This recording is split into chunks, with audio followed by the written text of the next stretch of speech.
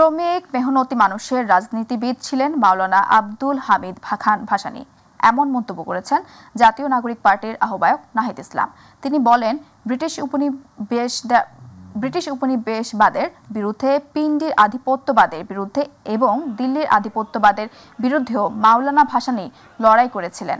রাতে টাঙ্গাইলের শহরের সন্তোষ মাওলানা আব্দুল হামিদ খান ভাসানীর মাজার জিয়ারত শেষে তিনি এসব কথা বলেন।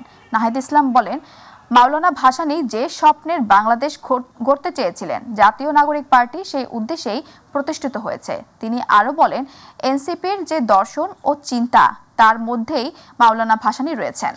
আজকে স্মরণ করছি শ্রদ্ধার সাথে জাতীয় নাগরিক পার্টির পক্ষ থেকে, এবং শুধু আজকে নয়, জাতীয় নাগরিক পার্টির যে রাজনৈতিক দর্শন চিন্তা, তার মধ্যেও মাওলানা ভাসানী রয়েছেন। আমরা মাওলানা ভাসানীকে বাংলাদেশের অন্যতম গুরুত্বপূর্ণ একজন জাতীয় নেতা হিসেবে দেখি এবং বাংলাদেশের একজন ফাউন্ডিং ফাদার্স হিসেবে দেখি।